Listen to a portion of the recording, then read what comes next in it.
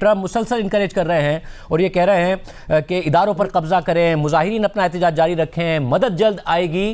اس وقت as of now صورتحال کیا ہے؟ جب حکومت کے حق میں بھی مظاہرے ہوئے، اب جب ہم آپ سے بات کر رہے ہیں کیا صورتحال ہے؟ بسم اللہ الرحمن الرحیم، بہت شکریہ۔ دیکھیے آج بالکل کوائٹنس ہے یہاں پہ، اور فارسی میں ایک مثال ہے کہ آرامش قبل از طوفان، طوفان سے پہلے جو کوائٹنس ہوتی ہے شاید وہ والی ماحول ہے، اس لیے کہ سڑکوں کے اوپر کوئی اعتراضات نہیں ہے، لوگ باہر نہیں ہیں، کوئی تشویش نہیں ہے، فسادات نہیں ہے، تقریباً سب کنٹرول ہے گورنمنٹ کے ہاتھ میں۔ جیسے میں نے پہلے کہا تھا کہ it's piece of cake for the government to control such rights, لیکن بات یہ کہ اب ٹرمپ صاحب اس طرح کے ٹویٹ دے رہے ہیں کہ جی میں آ رہا ہوں، ان کے ٹویٹ کے بعد بھی کوئی لوگ باہر نہیں نکلے اور کچھ نہیں ہوا ویسے جو چیز ریالٹیز آن دا گراؤنڈ ہم دیکھ رہے ہیں۔ لیکن کیا اس طرح کی جو باتیں حقیقت میں اس کے پیچھے کیا ہے؟ دیکھیں، یہ یاد رکھیں CIA اور موساد کی اسی طرح کی ایجنڈاز ہمیشہ ہے۔ پہلے افراد فریب پیدا کرتے ہیں، پھر لوگوں کو سڑکوں پہ بلایا جاتا ہے، پھر ایک منظم جانی نقصان دکھایا جاتا ہے پورا دنیا کو، اور آخر میں یہ کہتے ہیں کہ اگر رجیم چینج میں کامیاب نہ ہوئے تو عوام کے تحفظ کے نام پر ہم براہ راست اٹیک کرتے ہیں، جس طرح وینیزویلا میں ہوا۔ لیکن آپ یہ یاد رکھیں، جو وینیزویلا میں ہوا ہے وہ آج وینیزویلن لوگ سے پوچھیں کہ 3 جنوری سے جب مادورو کو انہوں نے اٹھا کے لے کے گئے، کیا ان کی جو کرنسی تھی اس کی ویلیو میں ایڈ ہو گئی؟ اکنومکس آج کہہ رہی کہ ان کی جو کرنسی ہے 3 جنوری سے آج تک 25% مزید گر چکی ہے، اور لوگوں کو اشیاء خرد و نوش نہیں مل رہی ہے، لیکن پروفٹ کس کو ہوا؟ امریکن تیل کمپنیز کو۔ اسی طرح ایران کی جو بارے میں باتیں پھیلائی جا رہی ہے، ایک تو وینیزویلا ایران بہت ڈیفرنٹ ہے، آئی ڈونٹ بلیو کہ وینیزویلا کی طرح جو ہوا ایران میں کبھی ہو سکے گا، لیکن یہ یاد رکھنا چاہیے لوگوں کو کہ یہ بے وقوفی اگر کوئی سوچے کہ عوام کے بھلائی کے لیے نتنیاہو اور ٹرمپ سوچ رہے ہیں اور سرگرم ہیں۔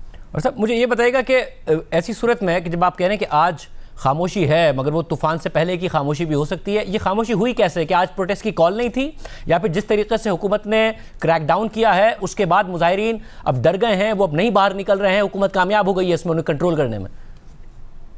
دیکھیں، یہ تو حکومتی کامیابی ہے، لیکن یہ یاد رکھیں منڈے کو 2 بجے جو عوام نکلے تھے سڑکوں پہ، جو میں خود دیکھ رہا تھا، دیکھیں 30 لاکھ لوگوں کو آپ سڑکوں پہ لے آئے، اور لوگوں کی اصلی جو چہرہ ہے، ایران کا اصلی جو چہرہ ہے وہ دکھانے کے بعد پھر آپ کی حیثیت کیا بنتی ہے کہ آپ 10 15 20 30 ہزار لوگ ہی آ جاؤ؟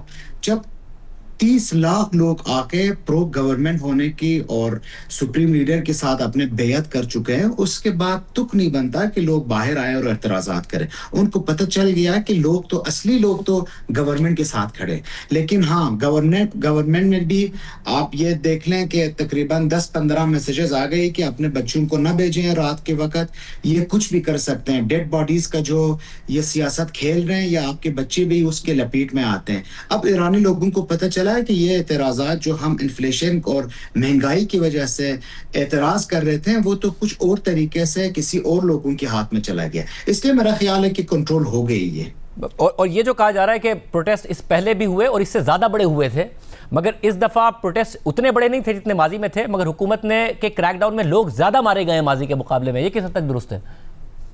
دیکھیں، ایک حد تک درست ہے۔ وہ کہاں تک درست ہے؟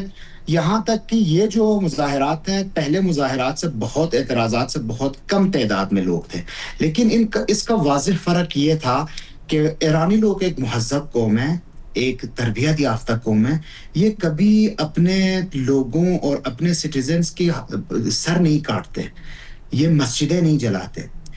اس دفعہ جو مظاہرات اور مظاہرات کے بعد فسادات ہم نے دیکھی، وہ ایک ایرانی قوم کی جگہ ہمیں داعش کی بو آ رہی تھی، جو کہ میں آپ کو یقین سے کہہ سکتا ہوں it was all terrorist networks، جو کہ موساد اور CIA کی ایجنٹس نے ان کو کام پہ لگایا تھا کہ اس طرح کی افراد فری کرے اور اس طرح کی جو خوف کا ماحول ہے وہ ایران کے اندر لے کے آئے۔ یہ فرق ہے، لیکن آپ یہ یاد رکھیں پہلے دن سے 11ویں دن تک ایک بھی بلٹس فائر نہیں کی گورنمنٹ نے, اور لوگ سڑکوں پہ تھے, ایک لوگ بھی نہیں مارے گئے. لیکن 12ویں دن سے 15ویں دن صرف 3 دن کے درمیان 100 سے زائد اہلکار اور سیکیورٹی فورسز شہید ہو گئے.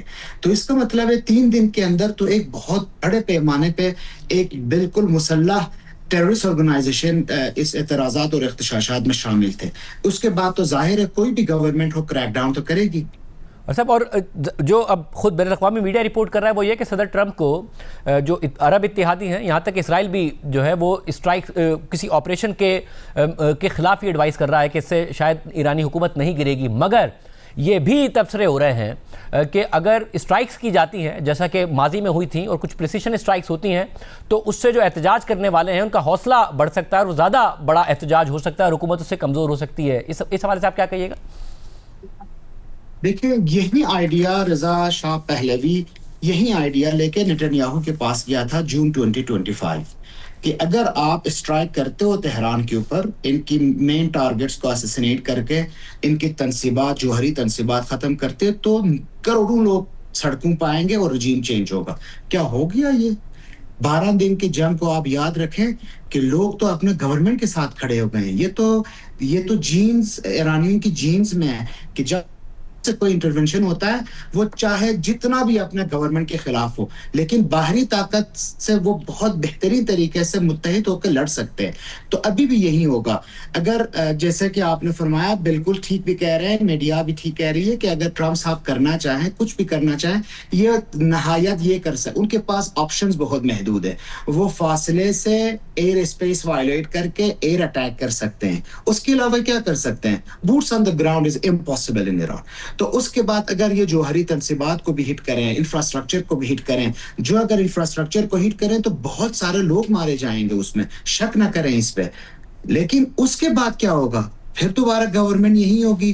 رجیم چینج کے بغیر یہ آپریشن کس کے حق میں جائے گی؟ یہ بھی سوچنے والی بات ہے. صاحب, ایک اور بات جو رضا پہلوی کے حوالے سے, جیسے کہ آپ نے ان کا ذکر بھی کیا, ٹرمپ نے انہیں ایک انٹرویو میں انڈورس نہیں کیا. ٹرمپ نے اس کے علاوہ کوئی ایسی بات نہیں کی, ان سے ملے بھی نہیں. حالانکہ رضا پہلوی نے ملاقات کی بات کی تھی, مگر جب مظاہرے ہوئے, کچھ نعرے رضا پہلوی کے حوالے سے لگے تو پھر خبر آئی کہ جو ٹرمپ کے خصوصی نمائندے اسٹیو وٹکاف, ان کی ملاقات ہوئی ہے رضا پہلوی سے. آن گراؤنڈ کیا پاپولیرٹی کچھ ہے رضا پہلوی کی یا نہیں ہے؟ Less than 5%, more than 95%. کبھی بھی ایون اگر آپ یہ مجھ سے لکھ کے لے لیں, اگر ایران میں رجیم چینج جو کہ نہیں ہوگا انشاءاللہ, اگر ہو بھی جاتا ہے, رضا پہلوی دوبارہ شہنشاہیت پہ واپس نہیں آ سکتے. پاپولیرٹی نہیں ہے ان کی. اسی لیے تو وہ نیتنیاہو اور ٹرمپ سے بار بار ریکویسٹ کر رہا ہے کہ آپ ایرانی لوگوں کے اوپر بمبارڈمنٹ کریں. یہ ایرانی لوگ کیسے اس کو ایکسیپٹ کریں گے جو اپنے دشمن کو لے کے ان کے اوپر میزائلیں داغیں؟ وہ اس کو اپنے شہنشاہ تو نہیں مان سکتے ہیں. دوسری بات یاد رکھیں, یہ سارا جو پروپیگنڈا ہو رہا ہے یہ رضا پہلوی کا نہیں ہے. میں آپ کی معزز جو ویورز ہیں ان سے ریکویسٹ کرتا ہوں کہ میری یہ بات غور سے سن لیں. ہم دعا گو ہیں کہ اسرائیل کی یہ جو بدنیت عزائم ہے یہ کبھی پورا اور کامیاب نہ ہو. لیکن یہ یاد رکھیں, جتنے فسادات ایران میں اور پورا ریجن میں ہو رہا ہے, یہ ایک ہی صرف ملک کو فائدہ ہو رہا ہے اور وہ ہے اسرائیل. اسرائیل کبھی نہیں چاہتا کہ بڑا اور اتنا طاقتور ایران اس طرح رہے. یہ سب سے پہلے ایران میں رجیم چینج کرنا چاہ رہا ہے کسی بھی ذریعے سے, اور اس کے بعد اس ملک کو 3-4 حصوں میں تقسیم کر کے چھوٹے چھوٹے اسلامی ملک لے کے آنا چاہ رہا ہے تاکہ گریٹر اسرائیل کے راستے میں کوئی رکاوٹ نہ بنے. تو یہ رضا پہلوی کی بات نہیں ہے. رضا Pahlavi has no value in the heart of Iranians. ٹھیک ہے, تو آپ یہ رضا Pahlavi he is just a puppet here in this whole show. اور یہ بتائے گا کہ اب ٹرمپ نے یہ بھی دھمکی دی ہے کہ اگر مظاہرین کو پھانسی دی گئی تو پھر کارروائی کریں گے, اور جو ایران کے ہیڈ آف جوڈیشری ہیں وہ کہہ رہے ہیں کہ جو بھی ہے جلدی کرنا چاہیے. تو اس حوالے سے آپ کو لگتا ہے کہ پیش رفت ہوگی, پھانسیاں دی جائیں گی جو بھی لوگ پکڑے گئے ہیں یا جن پر شک ہے؟ بالکل پھانسیاں دی جائے گی. ایرانی government is a very strict government on what especially against terrorism. آپ نے دیکھا ہوگا شاید 12 دن جنگ کے بعد جو جون 2025 میں ہو گیا, اس کے بعد کتنے لوگوں کو انہوں نے پھانسی دی, چاہے وہ موساد کے ایجنٹس کے نام سے ہو, چاہے وہ غداری کے نام سے ہو. یہ ضرور پھانسی دیں گے. اب پورا جو سیناریو ہے وہ یہ ہے کہ ٹرمپ صاحب چاہے وہ پھانسیوں کے بہانہ بنا کے، چاہے ڈیڈ باڈیز اور لاشوں کی سیاست کرتے ہوئے یا کچھ اور مقاصد لے کے، جب اٹیک کریں گے تب حالات پتہ چلیں گے، سب کو پتہ چلے گا کہ ان کی جو محدود آپشنز ہیں وہ کیا کر سکتے ہیں.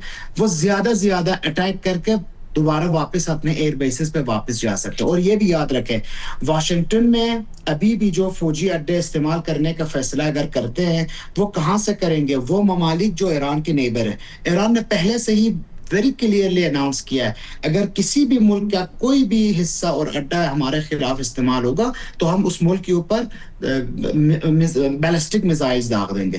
تو مجھے لگتا ہے کہ اس میں بھی یہ جو ہمسایہ ممالک ہے، ریجن میں جو کنٹریز ہیں، وہ شدید گریز کریں گے اس بات سے کہ وہ اپنے اڈے امریکن سولجرز اور امریکن ایئر کرافٹ کے ہاتھوں میں دے دیں. یہ بھی آپ یاد رکھیں. اور پھر ایسی صورتحال میں جو ایک کر سکتا ہے، لیکن اور ایسی صورتحال میں باقی صاحب جو ایک بڑا چیلنج ہے ایرانی حکومت کے لیے، وہ ہے مہنگائی اور معیشت کی بری صورتحال، جس کا آپ نے بھی کہا تھا کہ وہ بہرحال ہے اور اس کے لیے حکومت اقدامات کرنے کا سوچ رہی ہے. ناؤ اب ظاہر ہے یہ سال ہر سال کی جو پابندیاں ایران پر ہیں اس کے نتیجے میں یہ حال ہوا ہے. اب جبکہ ٹرمپ نے مزید اضافی ٹیرفز کا بھی اعلان کر دیا کہ اگر کوئی ایران کے ساتھ کاروبار کرے گا، جس پر چین نے اعتراض بھی کیا، تو حکومت حالات ٹھیک کرے گی کیسے؟ جو لوگ ہیں، جو عوام ہیں، ان کی جب تک معیشت کھلے گی نہیں، معاملات بہتر ہوں گے نہیں، تو معاشی حالات کیسے بہتر ہوں گے؟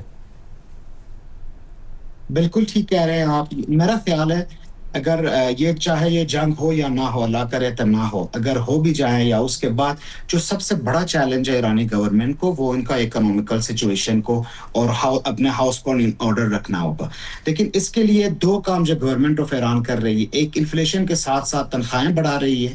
دوسرا جو میرے خیال میں اس کو میجر سرجری کا نام دیتا ہوں، وہ یہ ہے کہ یہ لوگ جو ریٹس اور ڈالر کی جو فلیکچویشن اور ایکسچینج ریٹس ہے، وہ اوپن مارکیٹ اور انٹرنل مارکیٹ میں برابر کرنے کی کوشش کر رہے ہیں. اس سے یہ ہوگا کہ بے شک مہنگائی تھوڑی بڑھے گی، لیکن استحکام آئے گی واپس ایران کے اندر. ہمیں پتہ چلے گا کیونکہ آج ڈالر کی ایک ریٹ ہے، کل دوسرا ریٹ ہوگا، پرسوں تیسرا ریٹ ہوگا. ایک ریٹ جب ڈیفائن ہو جائے، ایون کہ اپر لیول پہ بھی ڈیفائن کرے، تو لوگ اس کے اوپر پراپر پلاننگ کر سکتے ہیں. اور یہ بھی یاد رکھیں، یہ جتنا بھی ایران کو سینکشنز میں ڈال دیں، جیسے کہ پچھلے 40 سال سے یہی کر رہے ہیں، ایران کی جو فل پوٹینشیل ہے وہ $28 ٹریلین اکانومی ہے.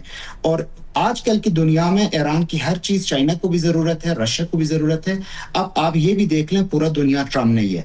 He is the most powerful president. United States is the super power. لیکن اب یہ شاید اپنے ہیمسفیئر مگر کیا کوئی ایسی بات ہو سکتی ہے، کیونکہ یہ بھی تبصرے ہو رہے ہیں کہ ٹرمپ جو بات کر رہے ہیں یا دھمکیاں دے رہے ہیں، وہ کہ کوئی بھی ایک جوہری ڈیل چاہتے ہیں. اب ظاہر ہے جو ایران کا پوٹینشیل ہے معیشت کا، یا پھر ان کے پاس جو ذخائر موجود ہیں وہ حاصل نہیں کر پائے کیونکہ پابندیاں تھیں، اسی لیے عوام سڑکوں پر ہیں. کیا کوئی ممکن ہے کہ یہاں سے کوئی ایک ڈیل ہو جائے جس سے ایران کی معیشت بھی کھل جائے، حملے بھی نہ ہوں، معاملات آگے بڑھ جائیں؟ دیکھیں، اگر صرف ایٹمی تنصیبات اور ایٹمی جو نیوکلیئر ان کا جو پروگرام ہے ان کے اوپر بات کرنا چاہیں تو آئی بلیو ابھی ہی بات ہو سکتی ہے، کیونکہ government of Iran very clearly declare we are ready to negotiate on all topics except 2 topics: 1 deterrence power, 2 sovereignty. ان دونوں کے علاوہ امریکہ کسی چیز کے اوپر بھی اگر بات کرنے کو تیار ہو تو ایرانی گورنمنٹ کر لے گی. لیکن ٹرمپ صاحب کی جو ڈاکٹرین ہے، وہ مجھے آج کل نہیں لگتا کہ وہ اس طرح کے نیگوسیشنز چاہتے ہوں.